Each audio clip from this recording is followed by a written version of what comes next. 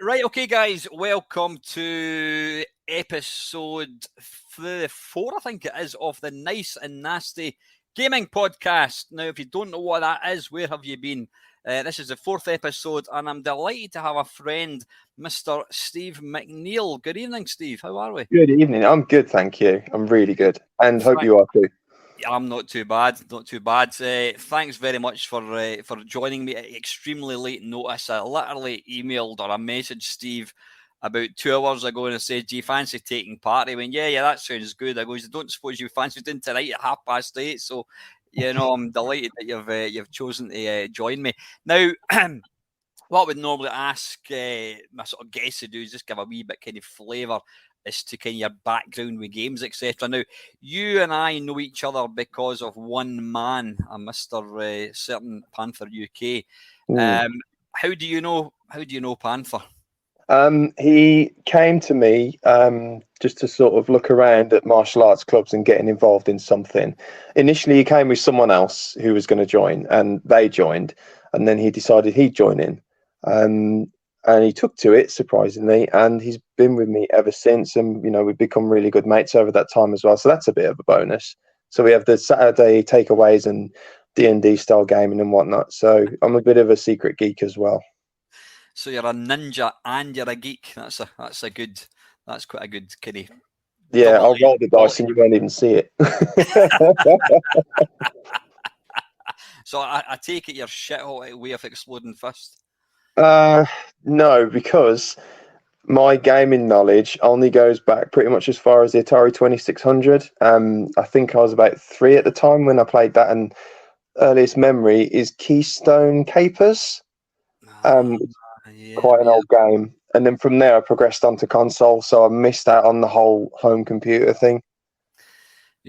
Obviously the video's not on, but Steve's a handsome looking bugger. He's much younger looking than me as well. So I'm glad it's a podcast only. I literally have a face for radio. So what's your I mean, we'll just touch on. So is it jiu-jitsu that you do then, Steve? And are you a first dan, second dan in jiu-jitsu? I'm a first dan. I'll be grading for my second dan at the end of August, which is about 10 years since I got my first dan, my show dan. 10 years. So 10 years. Is that how long it takes, or could you have fast tracked it any quicker? Or? I could have done it quicker, but it was a combination of things. Like when I was preparing for it 5 years ago, basically, the move to Devon came up, so that had to be put on the back burner. And since then, it's a question of some federations like to charge a little bit more than I'm comfortable with paying to be graded. And I know that sounds a bit petty, but for me, I'm a martial artist. I'm not a coach. I don't turn up and take people's money and show them what to do. I'm invested in what I do and I want to pass that on. So I'm going to be graded under a different federation now whose morals are a bit more in line with mine. It's about what we can do and what we can produce as opposed to what we can afford to pay in terms of grades. But, when you become an instructor as well, the other thing, or a sensei, I should say, is that you don't focus on your own advancement anymore. You focus on your students and you get sidetracked. So the 10-year gap, I could have gone up probably 2 or 3 grades, but my focus was on the students. Yeah, and people that watch my channel know that I started a martial art. When did I start? January last year. It's called Kuk Sool. It's a South Korean martial art. It's a bit of everything. They do kind of everything, so it's quite an interesting one. Where was I? Completely forgot what my train of thought was going to be there. Yeah, so you've been doing so. Yeah, you've been training. I mean, sorry, I've just remembered what I was going to say. So how do you? I mean, how many classes do you actually take each week?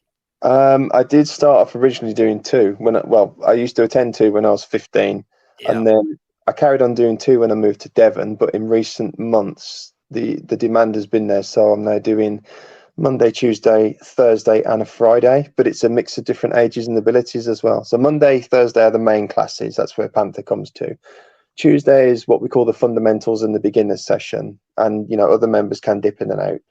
And Friday is the juniors class, which I opened up recently. It wasn't something I wanted to do, but I thought, well, as I'm getting older, I've got to look to the slightly younger generation because my average age in the main classes is around 45 to 50, which isn't a bad age to start. Don't get me wrong. Yeah. But some of them don't want to be 60-year-old black belts. So I think I've got to go a little bit lower with the age and sort of start raising them a little bit younger and hope that they take an interest in it long enough to outlast me, basically. The end goal is to make one or more of them better than me to take over and take the system forward when I can't carry on.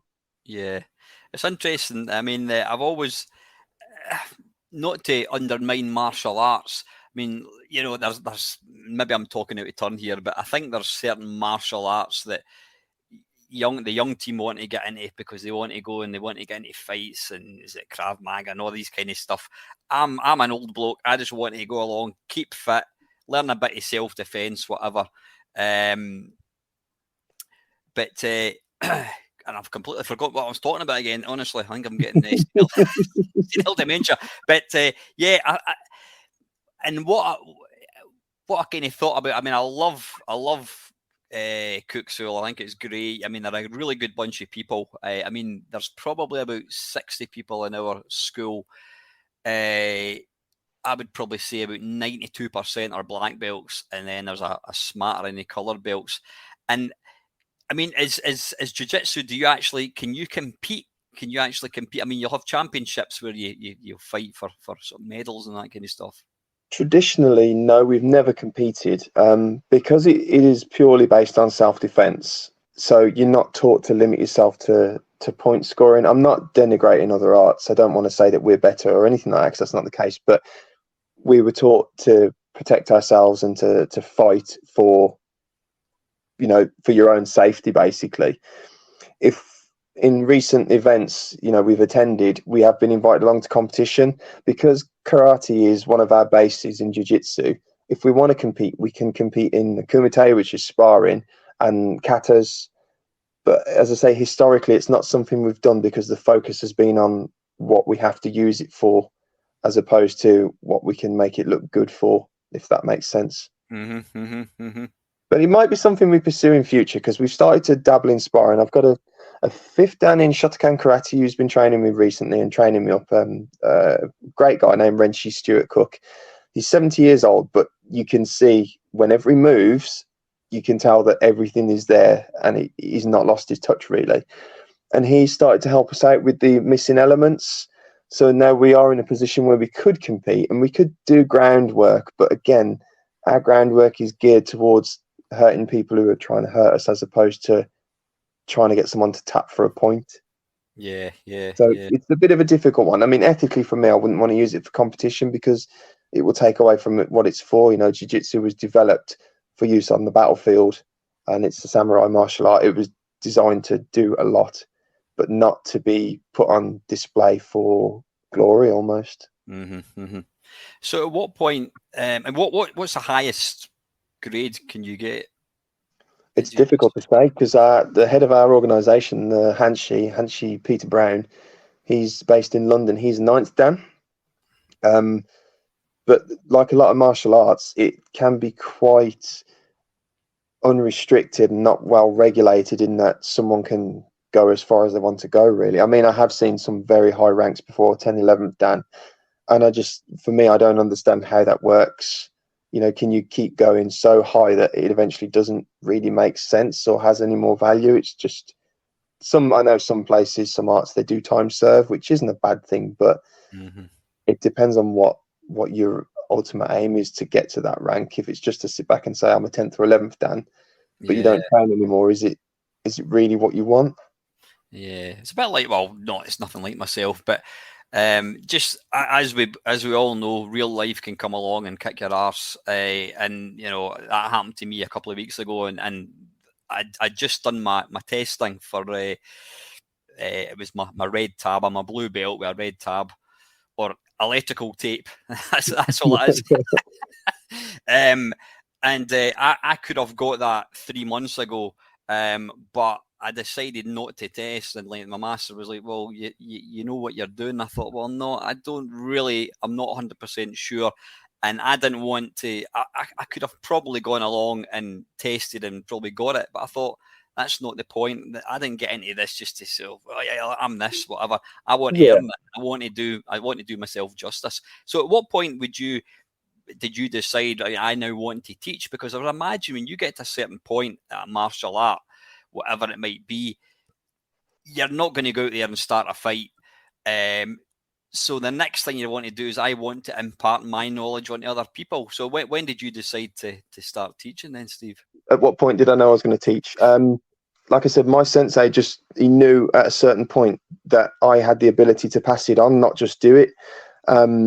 So I think around the time I was going for orange and green, he started to give me a bit of responsibility with the other students, and he saw that I was able to pass his teachings on the same way he had to me.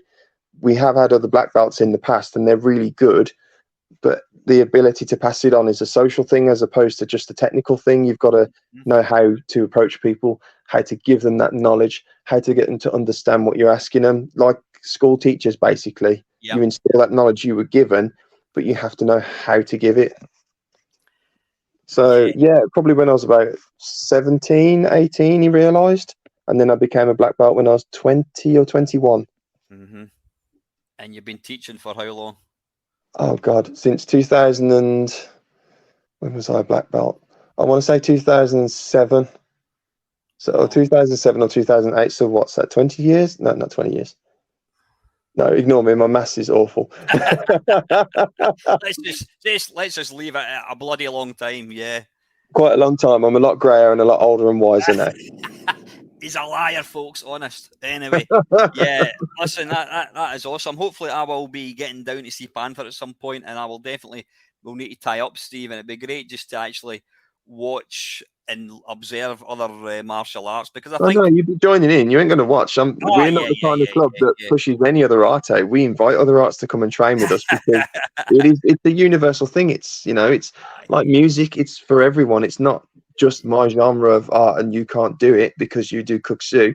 If anything, I'd like to see what you do and how it feeds into what we do and vice versa, because it's all learning at the end of the day.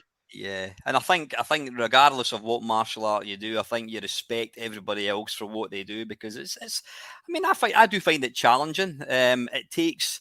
I mean, I go to 3 classes a week, which is like 3 hours. Well, the Monday class is an hour and 15 minutes. And obviously, it can be quite a busy class. And so you're only maybe getting like 5-10 minutes of kind of one-on-one tuition. But it does take me, sometimes there'll be something that you're getting shown, and it just absolutely refuses to go into my brain. I mean, it takes me longer. Obviously, I'm older. And I made the fatal error of telling my master that I watched a YouTube video and he wasn't happy. Yeah, don't do that. Don't do that.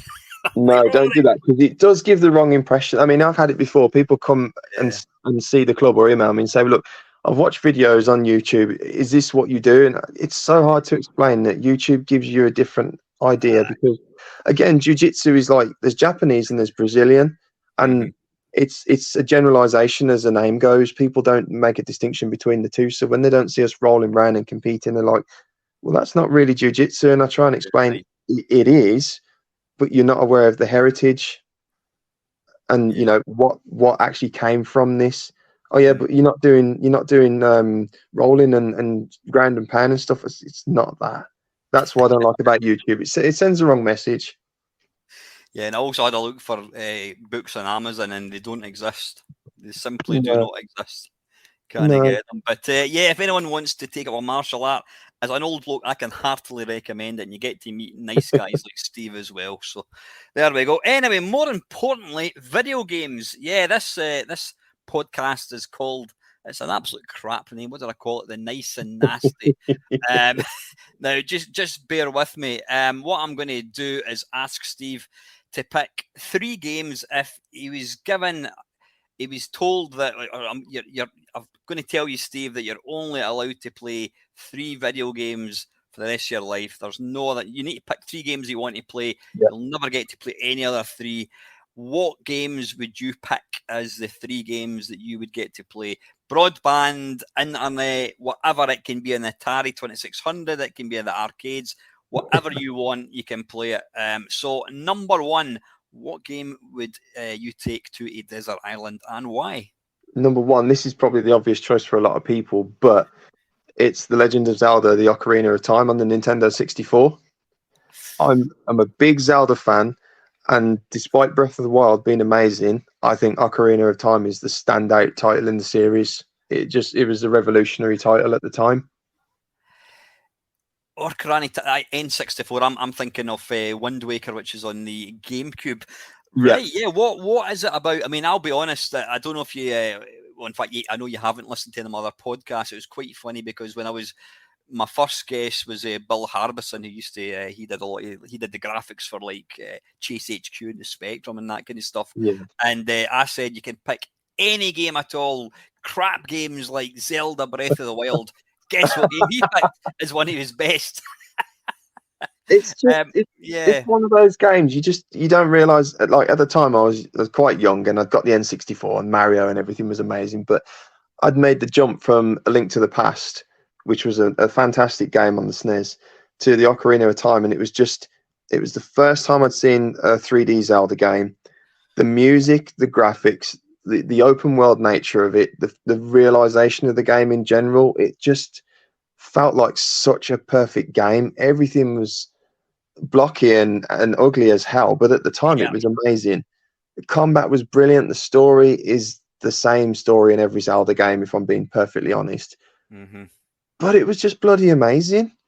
It was phenomenal. You know, the day and night system, the real time clock, that kind of thing, all the items, the quest line, the characters, the music was amazing. And it just felt like Nintendo really cared about their property and they wanted to make it known that they were trying to make the greatest game of all time. And it probably isn't, but to me, it was definitely there in the top 3. Yeah, it's interesting because you never really hear people sort of talking about that as one of the best games. I mean, obviously the N64, it took the SNES. I mean, we all know Nintendo, they churn out the same games over and over and over again, and it was no different with the N64. You had obviously Super Mario World, and then it jumped to this 3D world. So yeah, sorry, the Ocarina of Time, it did for Zelda what Mario 64 did for Mario. It opened up into a kind of real world 3 dimensions. Yeah, and I think it showed what the system was capable of with graphics and whatnot at the time, and it felt like such a huge game. That's probably the best way to describe it. It just felt endless, and there was just so much to do, and it felt like a real living, breathing world at times. And it was just amazing to sit down and play and be part of this game, which drew you in so much. And like I say, blocky as all hell and ugly graphics, but it just felt like a living, breathing world. And all the more incredible given it's on a cartridge as well, when you think about it. The amount of stuff, I mean, they're 64 megabit cartridges, weren't they? The amount of stuff they crammed into that game in just the storyline alone and the music and the graphics. And you think, bloody hell, how did they manage that when you've got these PlayStation games over 3 and 4 discs and it doesn't feel like half the content? Yeah. So I'm presuming you completed it, I'm assuming, eh? Several times. Did you? Oh, hardcore. Yeah.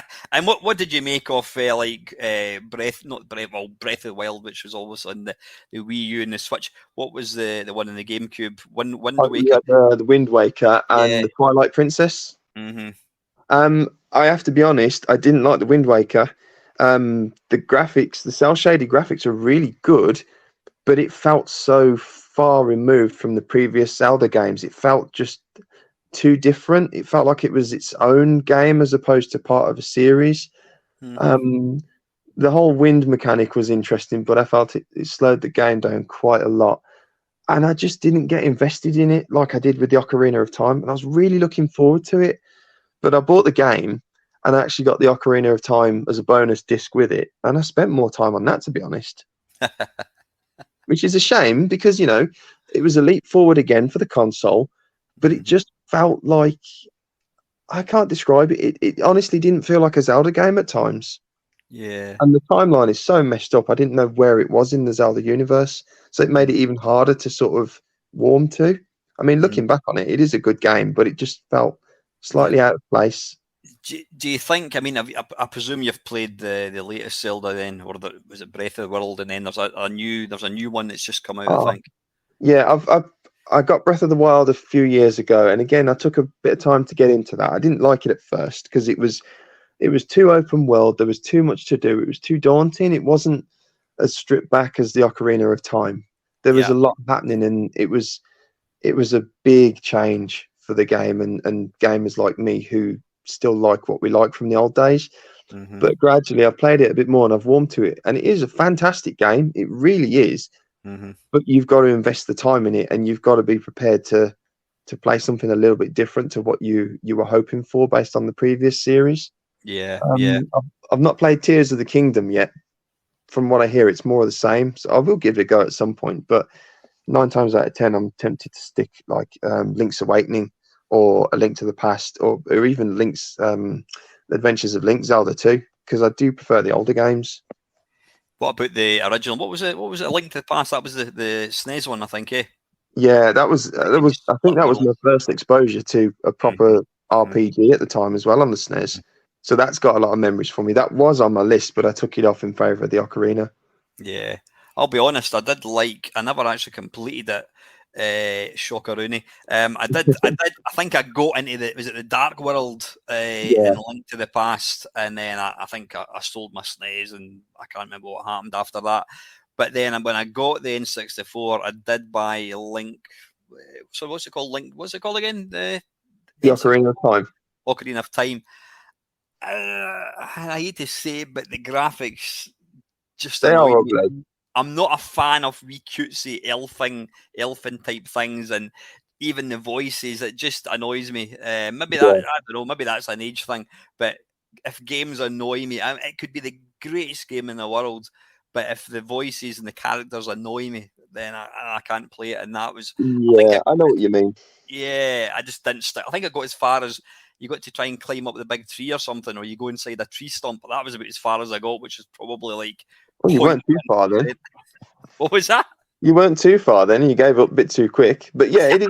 But as I say, it's the Ocarina of Time. It's a very big game. By that point, you've done quite a lot, and it's like, oh God, what's next? I mean, we've all got that one dungeon in that game that we just hate playing. Like, I think it's the Temple of Water, and it's just not nice to do that level because it just takes a lot of time and effort.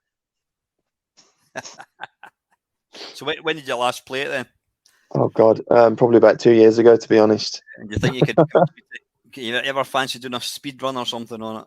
I've watched the speedrunners. I'm not up for that. I like to enjoy the experience. All they do is exploit all the bugs and that kind of nonsense. I know. So awesome. Anyway, that's your first game. So you've got 2 more you can take to said desert island. What is it going to be? Right. So the second one would be Final Fantasy VII on the PlayStation 1. And again, that's one that everyone goes, oh, another Final Fantasy one. But again, for me, that game just did something completely different at the time. I like my JRPGs, but for that one, it was the characters, the storyline, the music, the visuals. For me, I hadn't seen much on the PlayStation at that time. I'd seen Tomb Raider and whatnot, and there were some good RPGs. But Final Fantasy VII just did something that I'd not experienced before, apart from a game like Chrono Trigger on the SNES. It was probably one of the first PlayStation games when I actually cried when one of the characters died, bearing in mind I was 13 at the time. That's part of the story. But again, it just felt like a living, breathing world, and you had all these characters with issues going on. And when you're a teenager, you try and relate to stuff. And to me, a lot of it was relatable. But Panther said something to me recently, which was interesting. He said that he doesn't listen to music, he feels it. And with me, with Final Fantasy VII, I've got the soundtrack on my phone and everything. The music makes such a difference to the game and the way you consume it almost. It's not just something you play, it's something that you feel and become a part of, like a journey almost. Yeah, so do you actually get, you start to invest in the characters and you actually develop a kind of emotional attachment to them then? You do, because the game was set over 3 or 4 discs off the top of my head. I can't remember. Was that the first Final Fantasy that came out in the PlayStation? I think so. I know that number 6 was re-released later on, but I don't know if that was an updated version for the PlayStation. But yeah, I got it at a time when I'd go home from school and I'd play and I'd be up all night and all weekend. And just like when you're watching a TV show, you get invested in everything. You feel like you're part of it. And then when sad things happen, you become sad because you've been on this sort of journey with them. But yeah, I mean, it's my wife, it's her favourite game of all time, and we have a lot in common over the music and whatnot, and she was the same. So, it's not just me, that the game did something to a lot of gamers, and I think it was the PlayStation's first big exposure to a JRPG in the West. And then, of course, the Final Fantasy series is endless, isn't it? Yeah. So was it real time like fighting, or was it turn based where you sort of like It was a pick? combination. I think it was Yeah. called active battle, where you wait for your meter to fill and then you attack. You could do it turn by turn, or you could have it active where your characters attack as soon as you press attack. So, there was quite a lot of challenge in it, and then later games made it real time action. So, it works really well. I think they did that with the updated Final Fantasy VII. You do it real time combat, but you can have it in the classic format where enemies and you don't attack until certain inputs have been Yeah, made. yeah. But yeah, I loved it, and the music and the cinematics for the time, the CGI. There was something like over 20 minutes of cinematics and 20 odd hours of gameplay, something daft. And it's just one of those. It's like, wow, I really enjoy this. I got stuck in, and it's like a rabbit hole. You get deeper and deeper, and there's all these side quests and all these characters that get fleshed out and realised, and you get so drawn in. It's interesting you're talking about that, because the guy at my work, we were talking about PlayStation games just a couple of months ago, and he'd actually, I think he'd got so far. I think it was exactly the same game that you're talking about. And he's now got 3 kids, and he never gets a chance to play anything. Yeah. But he dug his PlayStation out, just like might have been before Christmas, and he finally completed it. He came in, and he went, "Oh, I've completed it. I've defeated the last thing."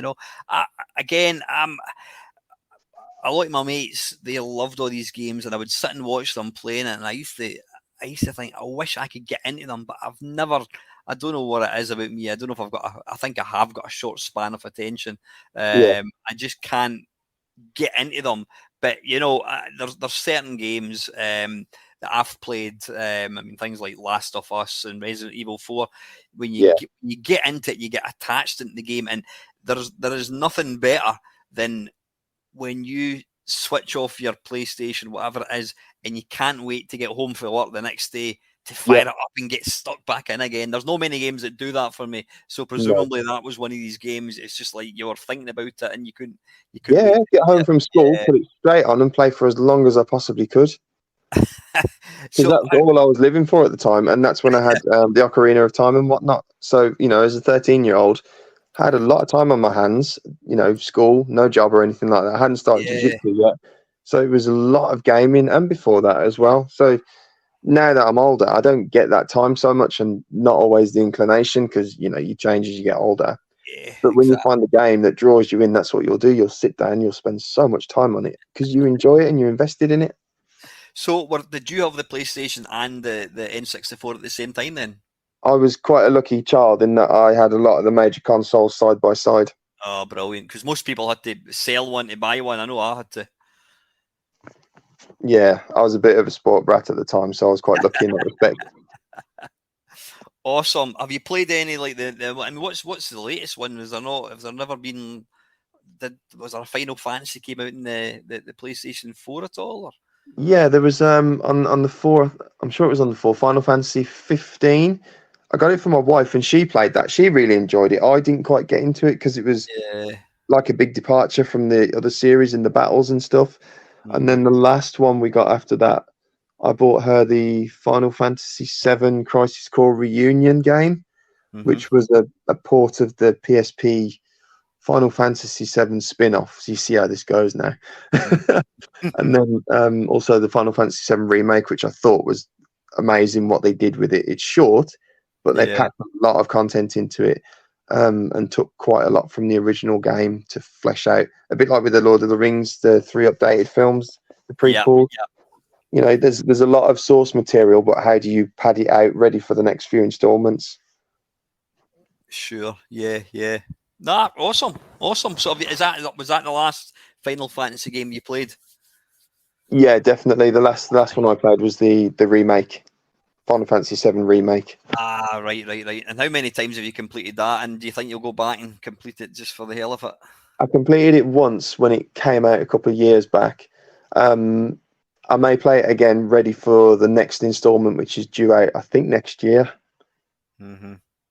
because the original game was that big that the updated one, they've split it into its own individual sections. So the next section will be outside of the main hub of Midgar, which is the city where the majority of the early story takes place.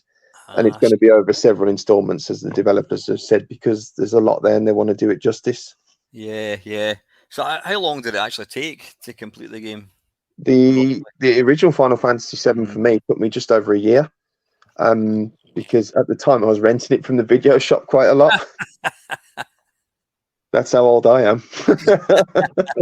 Yeah, well, actually, I was watching a video recently in Lone Boys Post 1975, and he was talking about you could go to Blockbuster and you could actually hire the PlayStation, and it was something like it was like £300 deposit, and it was like a tenner a night, but you had to somehow get 300 quid to rent the damn thing.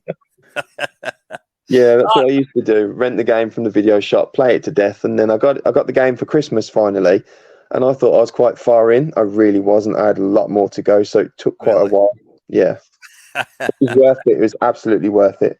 And after you completed it, were you on a bit of a high afterwards, or were you kind of disappointed I was really low because that was the end of it. That was the end of the story for the time being. Yeah. I was like that when I completed Fort Apocalypse in the Atari 800 a few weeks ago, but anyway, not quite the same. It took me about 20 minutes, so yeah. Got you should have been crying at Cybernoid the other night. That was pretty terrible to watch. Enough about my gameplay, young man.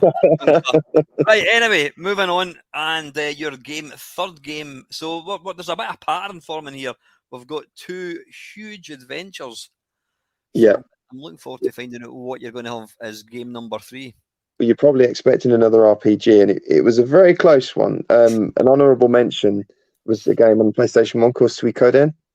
And as far as I know, it's based on a Chinese book called The Water Margin, and it's about 108 heroes. They're called the Stars of Destiny. Another JRPG, 16-bit graphics, really expansive story, but I pushed it to one side in favour of this one. This is a departure, actually. I've got it for the PlayStation 3 and the PlayStation 5, and it's called Demon Souls. Demon Souls.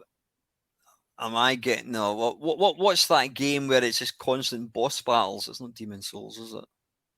No. Depends which bosses. There is it Dark Souls? It's apparently rumored to be one of the most difficult, frustrating games ever. It's just constant boss battles. Right, so Demon Souls was out before Dark Souls, and it's the same studio. A lot of people prefer Dark Souls. For me, the thing I remember the most about Demon Souls is playing on the first section of the first level, if you will, for 7 hours before I beat the boss. And that is a lot of graft. It's Dark Souls is hard. Demon Souls is punishing at times. The mechanics were unreal for the game at the time. Mm-hmm. The graphics were amazing. The story doesn't make a hell of a lot of sense because it's very sort of Japanese inspired, and there's a lot to do with sort of like spirituality and whatnot. Mm-hmm. But the game itself, it's punishing. It looks beautiful. The remake that Bluepoint did for the PlayStation 5 is unbelievable. Yeah. It was just one of these games. I thought I wouldn't like it. I thought, I'll have a look at that. It's curious. I was hooked as soon as I started playing it. The boss battles are massive. The graphics are brilliant. There's an array of weapons and armor. The story, once you get into it, is convoluted but makes sense. Mm-hmm. And it punishes you so much, but it rewards you when you actually beat the bosses. You feel that sense of accomplishment. You know how a lot of people say games are too easy now? Yeah. And I'm probably one of them that would say that, yeah. They are. They're far too easy. You know, a lot of them are sort of like pay to win. And then there's games that just give you everything. Demon Souls didn't give you anything. It would just beat you into oblivion and you'd come crawling back for more. Same as with Dark Souls. But, you know, the world was probably a little bit more limited on Demon Souls, but it was more claustrophobic in ways, I want to say. You know, you felt like you were part of this living, breathing world. And if you took a step too close to the edge of a ravine and fell off, you'd get angry and panicked and all sorts. But yeah, I've sunk countless hours into that. I don't know why. Were they both made by the same company then, Steve? Yeah, FromSoft. Right, and Demon Souls, that was the original, and then Dark Souls followed it, did it? Yeah, if you want to go earlier than that, King's Field was the precursor to Demon's Souls, and again, really punishing, brutal game. But a friend got me Demon's Souls. He went to America, said, "Is there anything I want?" I said, "Well, I've heard about Demon's Souls. Get me that." So he got it for me, and it was not like any game I'd played at the time. It was just something completely different, and it just drew me in, and it was highly addictive. Yeah. So what exactly is about that game that makes you enjoy it so much? Is it just the actually, have you got to obviously try and like find the weak spot on the particular baddie and come up with strategies, or? Yeah, and I think it's when you figure out the strategies that you feel a sense of accomplishment. But it's so easy to die in it, and a lot of people say, "Well, you're not playing it right." It's not the case. There is no right way to play it in my mind. Mm-hmm. If you don't figure out an enemy's attacks or a boss's attacks, you can get killed in one hit, one shotted.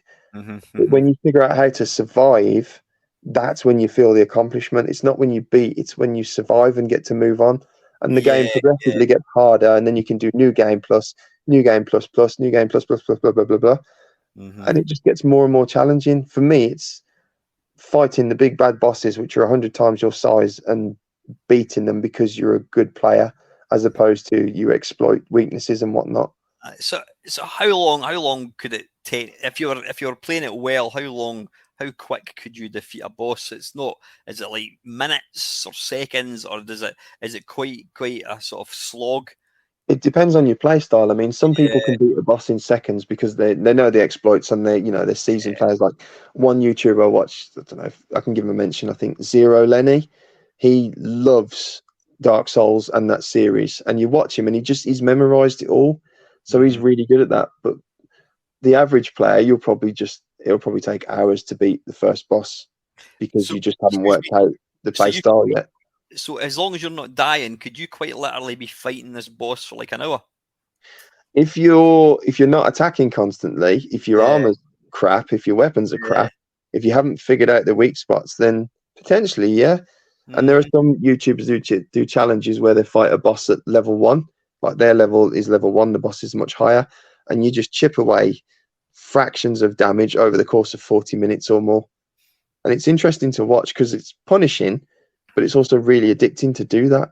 Yeah, and I can imagine you get massive satisfaction when you do eventually. Yeah, because with any game, you Yeah. want to beat it based on skill, and you think, how can I make this more skillful? I've seen some players playing Dark Souls using Guitar Hero guitars, bananas, Wii remotes, and you think, the challenge is ridiculous, but I know why they're doing it because it makes Yeah, them feel amazing to beat the game yeah, that way. yeah. Awesome. I might need to check it out. I'm not overly struck in the first two choices, but they're your choices. But Oh, well, no, that's your problem then. it's just because I'm an old fart with no patience. But Oh, no, no, listen, no. three excellent choices. So now the flip side of these three games, I want you to give me three games that, for whatever reason, you reckon should never have existed because they're crap, you hate them, they're Right. unfair, whatever. It could be anything at all. What three games would you throw into the burning hells of fire? All right, And there's quite a lot here, and I had to really cut this list down. yeah. I had a game on the SNES called Roadrunner's Death Valley Rally. I hated that game so much. It What is was it called? Roadrunner's Death Runner Valley. Roadrunner's Death Valley Rally. That's easy for you to say. Yeah, I know, and I've got two teeth missing. Yeah, I had it as a kid, and I got to admit, it was one of the hardest games I've ever played. Not hard challenging, just hard Mhm. unfair. Cheesy, I'd say. The controls were arse. It was terrible to play, and to get anywhere in the game, you had to put so much graft in. It wasn't fun. It was a slog. Graphically, it looked great.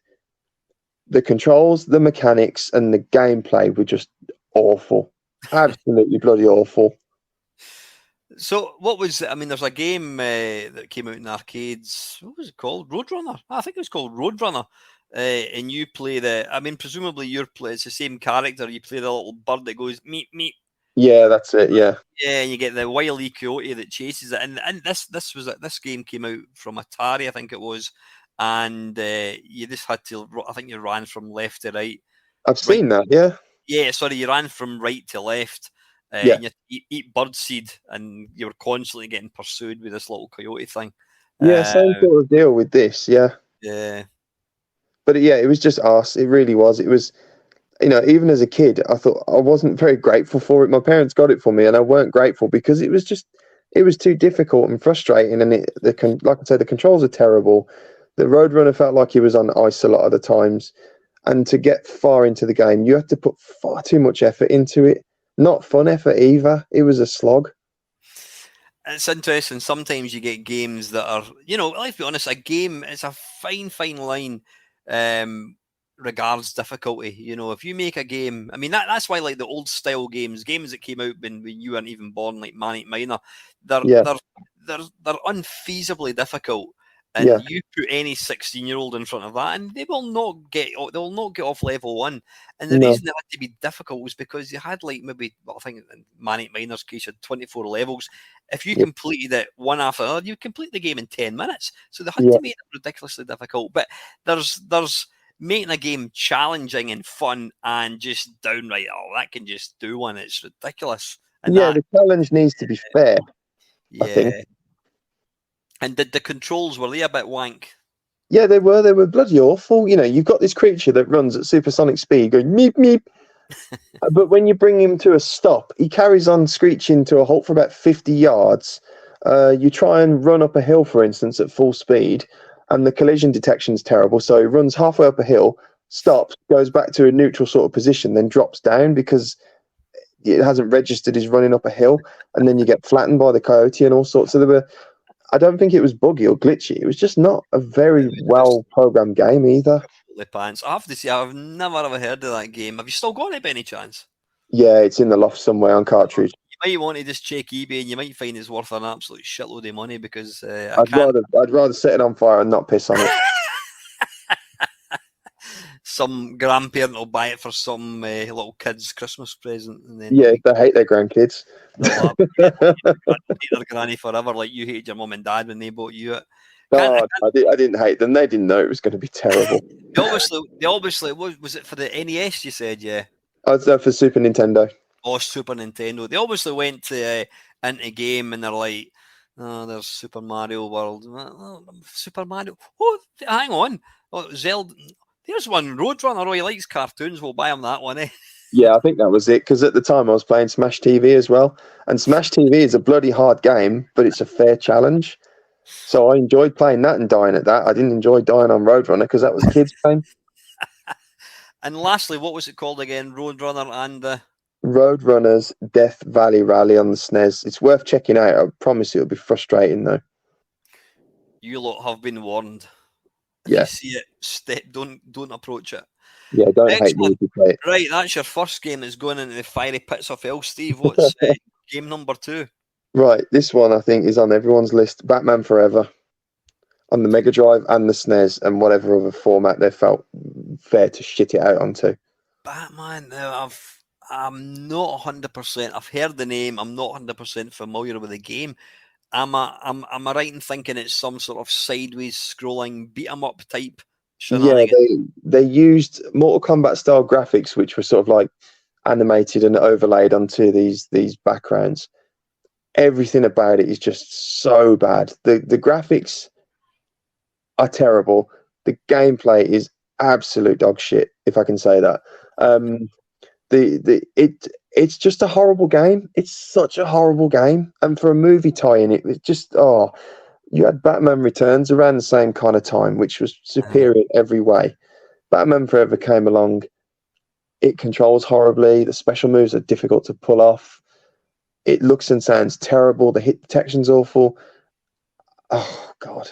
Who made the game? Was it Probe or was it Ocean or something? Do you know? The thing is, Ocean normally make pretty good games. I want to say Accolade, but I think I'm wrong about that. Off the top of my head, I don't know. Mm-hmm. But it's just, it was one of those games. I rented it from the video shop, took it back, and thought, I'm not touching that again.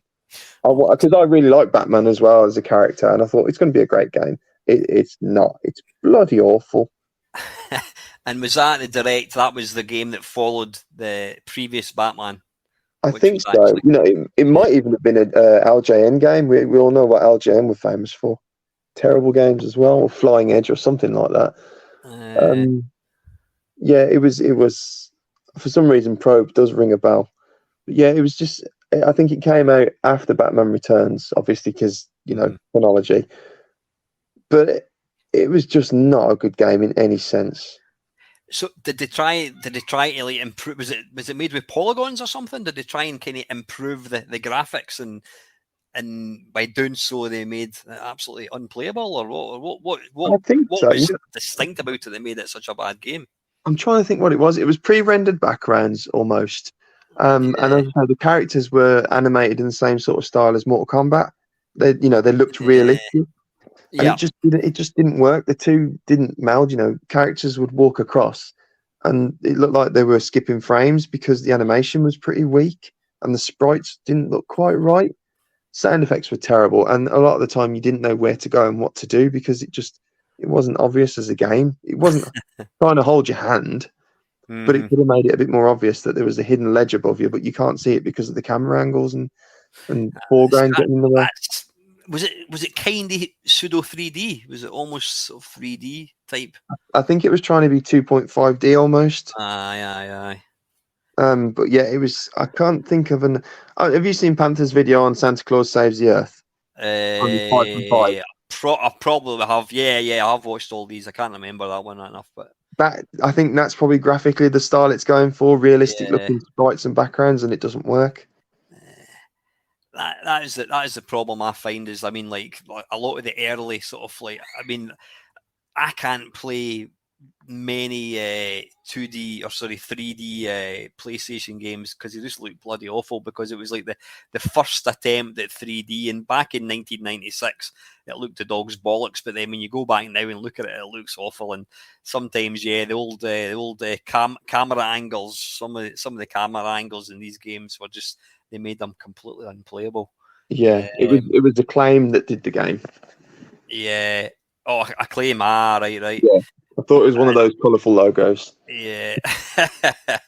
And you're saying that the animation was a bit pants. Are we talking sort of a Pit Fighter? Have you seen Pit Fighter before? Yeah, actually, that's the best way to describe it. The character sprites were like Pit Fighter, and the backgrounds were quite similar. Yeah, it just didn't work. It's a shame because there were other games that come out after that based on Batman, which were far superior. Yeah, but a lot of people, they know that Batman Forever is notorious for just being shit.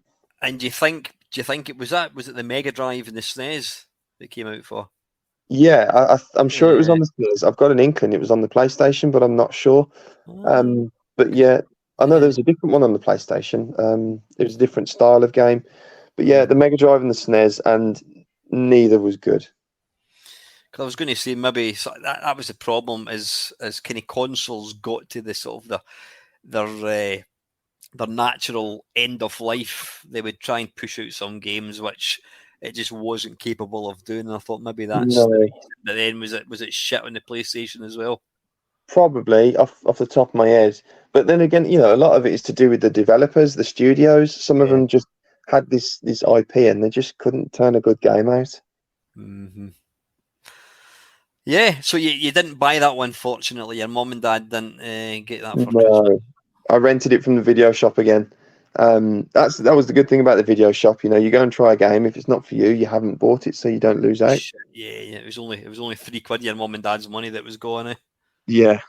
I can't be bitter about that. That was the good thing about the video shops, is you got to try and experience it, and if you hated it, you didn't lose anything really. When did that come out, by the way? Would that be sort of early 90s? I think so. You'll have to excuse me because I'm wiking. 1998-ish. 1995. 95. So yeah, the PlayStation was out. So yeah, the SNES and Mega Drive, and that was a problem. They tried to push all these. I mean, there was games like Virtua Racing and that kind of stuff. I think they even brought out a Virtua Fighter for the Mega Drive. Well, it wasn't true 3D, but yeah, you just 2X, wasn't it? Yeah, it was just a wee bit too much. But yeah, so that is your game of shame number 2, and the very last one, Steve. What is it going to be? this is going to be very controversial, but anything FIFA. Simply because I've never been a football fan, but I know football, the formula never changes. But Yeah. as a game, I don't think it works in that respect, except for the fact, you can get new players and loot crates and stuff like that. Now, for me, it's just too much of the same each time. And there's no real incremental changes to make it worth getting the newest version, apart from when you jump from one console generation to a next. Mm-hmm. I've watched some videos where the game is re-released with an added character and whatnot, and it's not adding to the gameplay for me. I always think to myself, I mean, I'm 100% with you in that one. I mean, I always think to myself that, they've been making FIFAs now since, in fact, I'll tell you when. I think it's 9, because I'm old enough to remember this. I remember FIFA 95 coming out, and then So the I one played before that, 95 on the SNES. the one that before that was just called FIFA. So it was FIFA 95, 96, 97, 98. So I don't know, quick bit of maths. We're talking, there's been about 27 FIFAs. Now, Yeah. I'm convinced if you were to record a video of a PlayStation 4 running, I don't know, FIFA 2015, and you compared that with 2019, I don't think you would be able to tell the difference. No, I mean, you put it up against fighting game series like Tekken, for instance, and Street Yeah. Fighter. Yeah, it's the same formula every time in those games, but different characters, different moves, different music, different stages. Yeah. But with the FIFA games, it doesn't change. You get players who are faster, who've got more stamina. But for me, it's not enough. I mean, I used to play FIFA 96, and I used to play International Superstar Soccer and Sensible Soccer. Oh, now we're talking. Now we're talking. So I thought ISS Deluxe and ISS Pro were brilliant games, and then they were the precursor for what Pro Evolution. Yeah. And Pro Evolution was different enough at times, but again, once you get to a certain point with those games, there's nothing that can be added to make it stand out from the others. What else can you do apart from, I don't know, slide tackle, tackle, I don't know, whatever. Yeah, I'm not a football fan at all, being Scotch, obviously.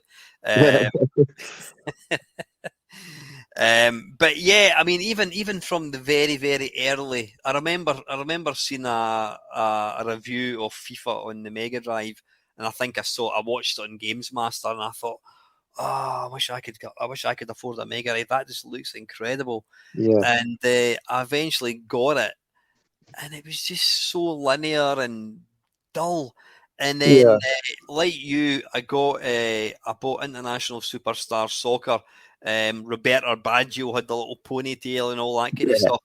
And trust me, if you want to play the best version of that ever, you need to hunt for it. You need to play the Japanese version. I can't remember what it's called. It's not International Superstar Soccer. It's called something else, but it's got the most batshit mental speech.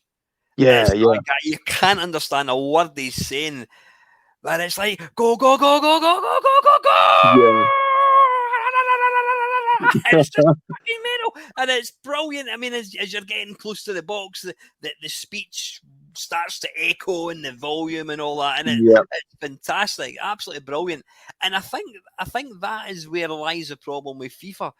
FIFA is just fucking dull.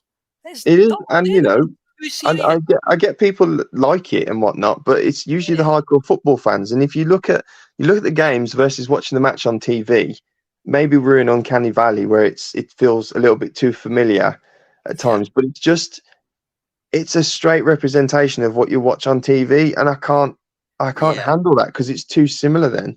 Yeah. There's two types of people. There are people who buy a machine to play FIFA and Call of Duty, and then there's people like us who enjoy video games. I mean, I just and the thing, I mean, apart from the ludicrous, I mean, I was thinking about this a while back, even probably go back as far as, I don't know, we'll say 2014. They would obviously say, right, guys, what can we have? Well, we can do some jumping, spinning, kick, banana type shot. No. leave that for 2017. Right, Yeah. we've got 5 new moves. What we'll do is we'll put that one for this year. We'll give them that one for next year. That one there, which you do, that could be 2019. So they're always drip feeding. Yeah. I don't know. I might be talking complete bollocks. Do No, they no, add they do. a Like with drip move? DLC with characters, they'll say, no, we'll Yeah, leave out this player this time, but we'll add them in on the DLC pack. But yeah, they're in the previous game. Why are we taking them out now? And that's the yeah. bit I don't like as well. You'll have certain players in one version of the game.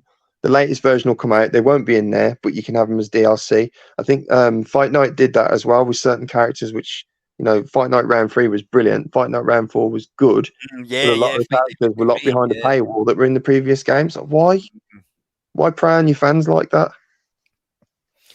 And what's interesting with FIFA is to buy it brand new, it'll be like $79.99. Buy last year's one, you'll get it for £1. Yeah, and what is going to be the major difference, really? All the football fans are going, "No, he's a dickhead. He don't know what he's on about." And yeah, they're right. I don't, because I don't like football, but I don't like games that are so linear that each release doesn't offer anything different enough to make it stand out as a title. I mean, somebody's going to tell me that Kenny Dalglish and Gaza don't play anymore. I mean, seriously. And then one of my other pet hates with FIFA, and it's pretty much every EA game. Instead, if you've got a football game, start match, boom, into the game, or a None of that, driving no. game, you want to do a race. No. We've got to sit through all this absolutely shit sort of theatre where you create a character, and when you're 55 like me, you're an old bloke, and you look like some guy who's in his 20s. It just looks ridiculous.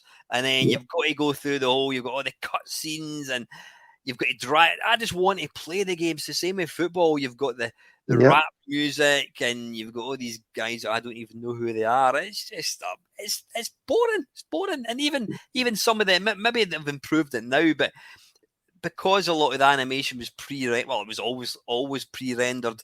If you go to do some special move, you press the button, there'll be a second delay, and then it will go through the animation thing. And I don't know. I'm 100% with you. So if you had to play a game of football, what would your football game of choice be? I'd play International Superstar Soccer Deluxe. Japanese one, correct answer. Yeah, because you can do tricks and stuff in it, which just adds a little bit to it. Otherwise, I'd end up playing something like NHL hockey, where you can you beat people up on the ice. The hockey games are good. EA Hockey in the Mega Drive, the original. That is oh god, yeah. You don't play the game to win; you play the game to start the fights.